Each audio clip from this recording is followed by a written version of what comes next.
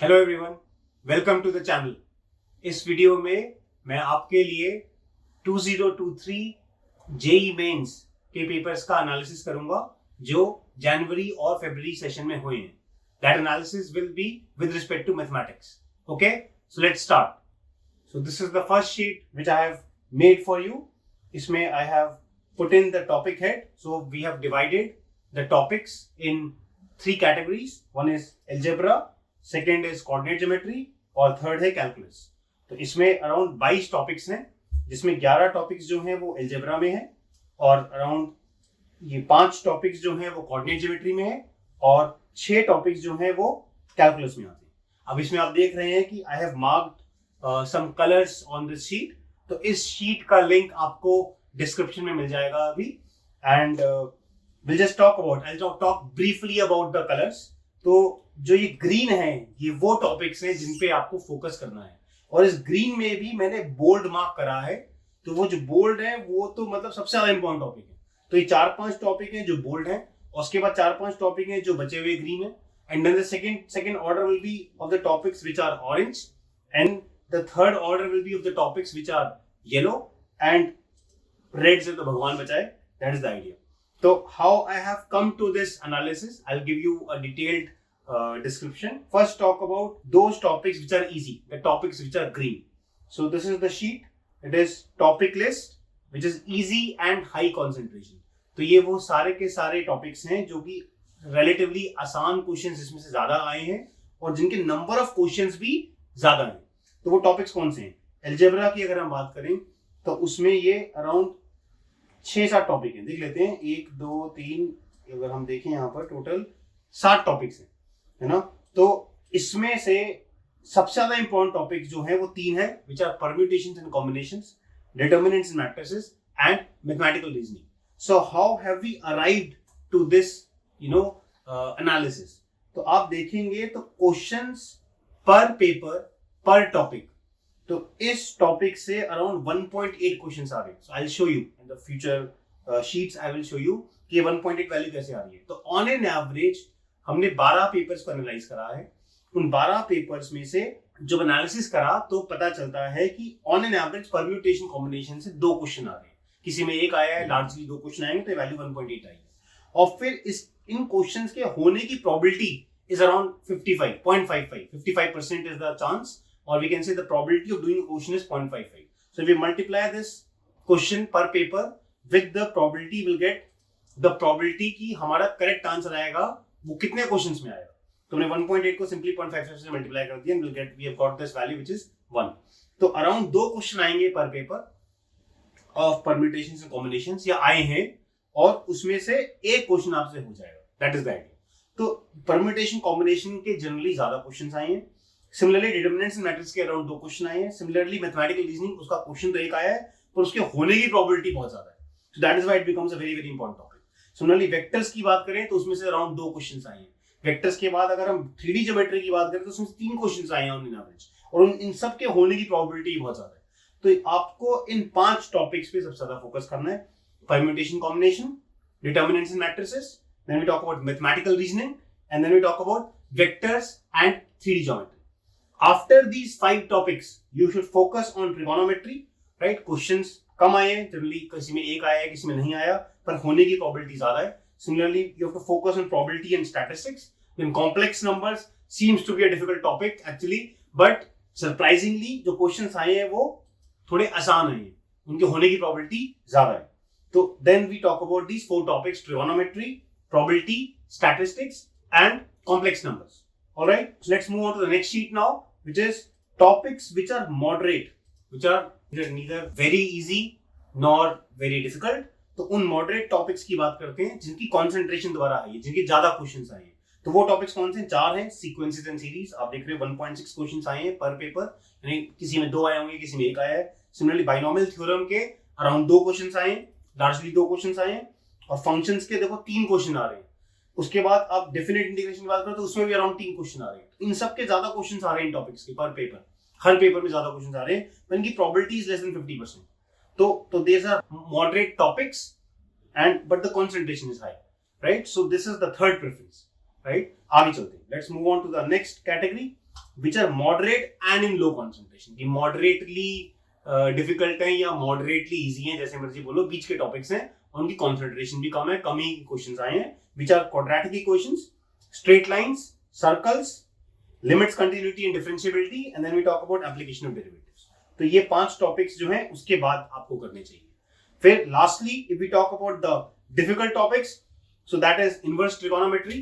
तो कल मैंने एक लाइव क्लास ली थी जिसमें इनवर्स के क्वेश्चन हमने करे थे, तो क्वेश्चन आसान ही थे बट क्वेश्चन बहुत कम आए हैं, और एक क्वेश्चन तो बिल्कुल गलत सही आ गया था, तो इसलिए उसमें डिफिकल्टी लेवल बढ़ गया है, प्रोबेबिलिटी ऑफ सॉल्विंग जो है वो कम हो गई है, that is why this value is almost 0.1, doable question is 0.1 value की। अगर क्वेश्चन आएगा और होगा उसकी उसमें जो टोटल वैल्यू है वो 0.1 आ रही है, तो मतलब उसको छोड़ देते हैं, मतलब इनवर्स ट्रिगोनोमेट्री बिल्कुल आखिरी में करना है। उसके बाद कोनिक सेक्शंस में कहने को तो 2 क्वेश्चन आ रहे हैं, पर वो अपने आप में 3 सब टॉपिक्स हैं, 4 सब टॉपिक्स हैं। पेयर ऑफ स्ट्रेट लाइंस आ जाएगा, उसके अंदर पैराबोला हो गया, एलिप्स हो गया, वी टॉक अबाउट हाइपरबोला, तो it has lot of content, तो उसमें डिफिकल्टी लेवल भी बहुत ज्यादा है। And then you talk about indefinite integration, questions come आ रहे हैं और डिफिकल्ट क्वेश्चंस आ रहे हैं, अभी हम देखेंगे। Similarly we talk about differential equations, questions जो है एक से ज्यादा आ रहे हैं, कभी एक आया है, कभी 2 आया है, but again difficulties is a lot, there is only a 20% chance that you will be able to do the question if we talk about papers of January and February, JEE Mains 2023. Okay, so now we will see how I have arrived on this data. So I have made a list of papers. तो ये around 12 papers हैं जो आपके हुए थे 24 जनवरी से लेकर 1 फरवरी में। हर पेपर में अराउंड 30 क्वेश्चंस आए हैं, अराउंड 30 ही क्वेश्चंस आए हैं, and the total is 360. So this is the list of papers. Then हमने हर पेपर के 30 क्वेश्चंस को इंडिविजुअली टैग करा है। As you can see this is 24 January morning paper, इसमें क्वेश्चन नंबर 60 है और ये आखिरी क्वेश्चन नंबर 90 है। If I just expand this, तो what has been done is question number 60 से लेके क्वेश्चन नंबर 90 तक हमने हर क्वेश्चन को टैग करा है।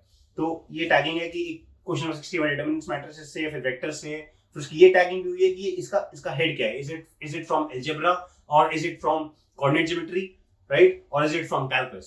And then it has also been tagged ki what is the difficulty of this question, is it a level 3 question or level 1 question or level 2 question, that has been tagged. तो ऐसे करके एक exhaustive list बनाई गई है of every paper, 24 January morning, 24 January evening, 25 January morning, 25 January evening, and so on करते करते 1 February morning, 1 February evening. So this is paper wise questions tagging list. I'll give the link in the description below, so you can see the sheet if you want to have a look.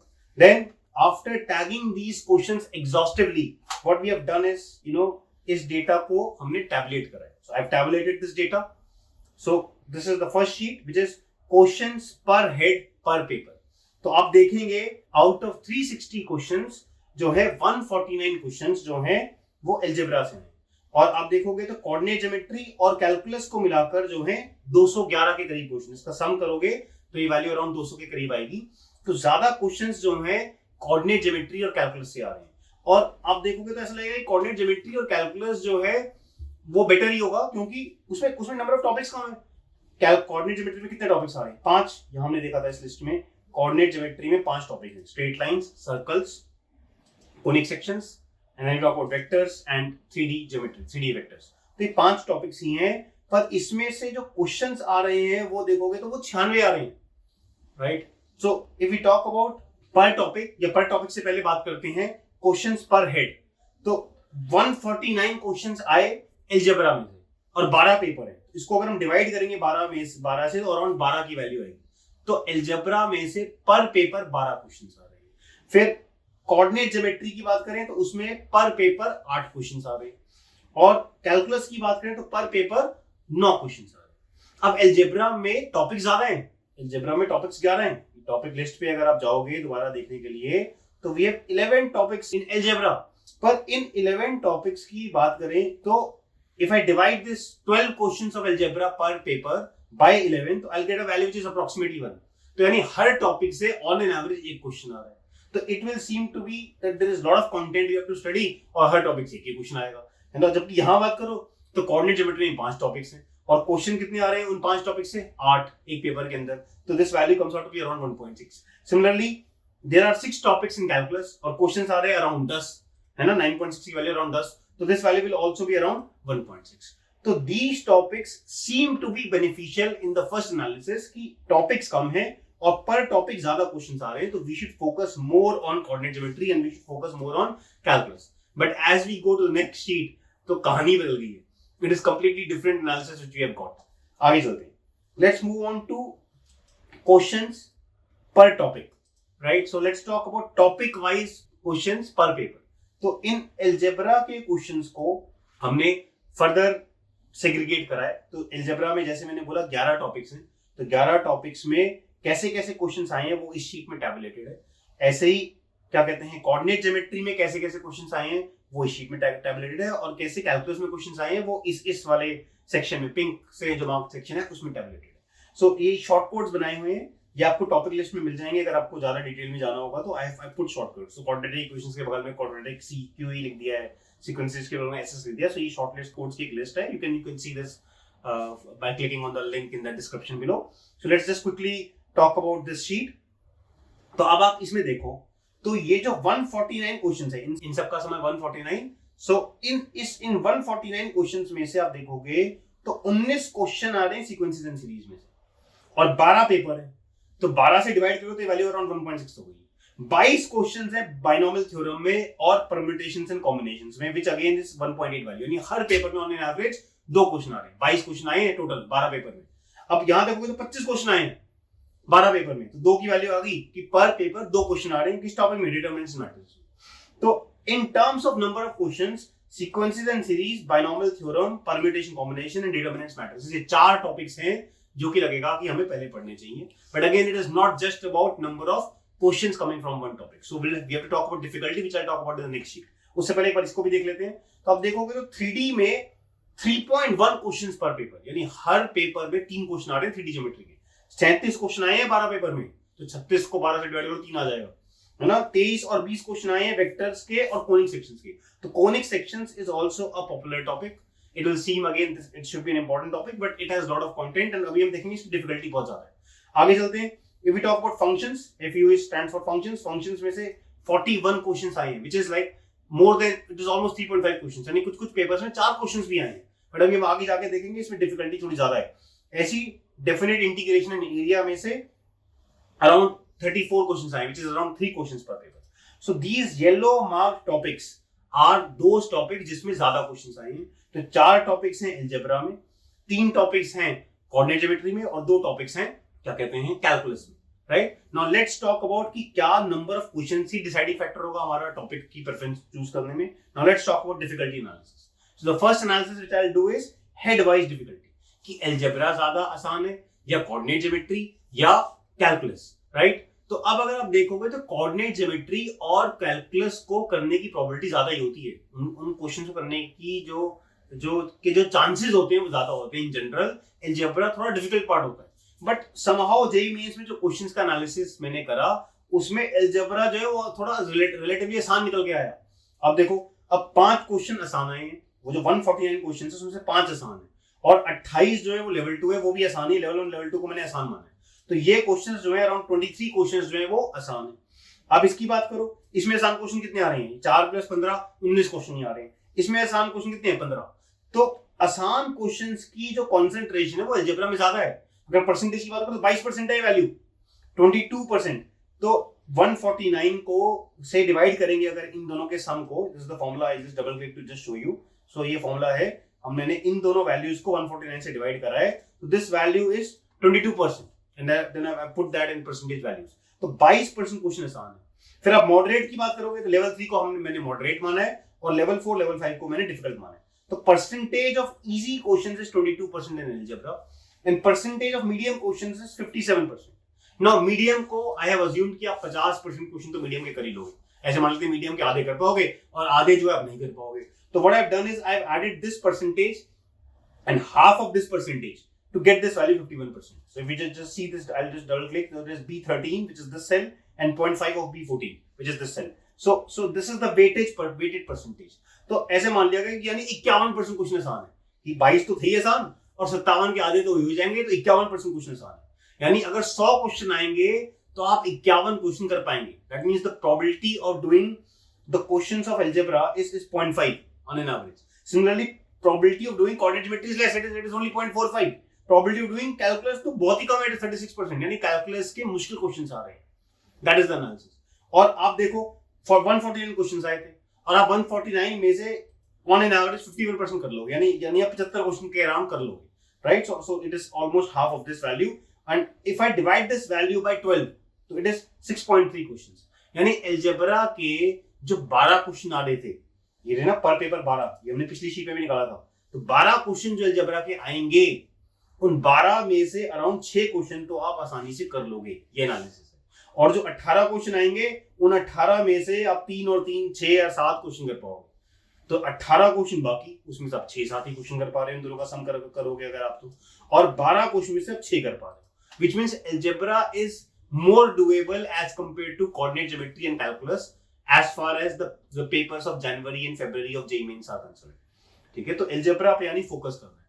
ये analysis आप यहां से भी कर सकते हो। ये मैंने एक और तरह से करा था कि सिंपली मैंने इन दोनों क्वेश्चंस को ऐड कर दिया, इन सारे क्वेश्चंस को ऐड कर दिया, तो ये 10 क्वेश्चंस और 57 क्वेश्चंस लेवल 1 लेवल 2 के हैं, व्हिच इज 67 क्वेश्चंस, एंड उसको डिवाइड बाय 12 करोगे तो 5.6 क्वेश्चंस बिल्कुल इजी हैं। मॉडरेट क्वेश्चन 186 आए, उसको डिवाइड बाय 12 करोगे तो 15.5 आ गई वैल्यू। उसके आधे मान लिया कि हमसे हो जाएंगे, तो यहां से भी देख लोगे तो 13 क्वेश्चन आपसे हो जाएंगे। तो 13 क्वेश्चन ऐसे मान लो, 13 क्वेश्चन ऐसे मान लो, जैसे मर्जी मान लो। उन 13 में से 6 क्वेश्चन जो है वो अलजेब्रा के और 6-7 क्वेश्चन जो है वो कोऑर्डिनेट ज्योमेट्री और कैलकुलस। ठीक है, अब ये तो था हेड वाइज एनालिसिस।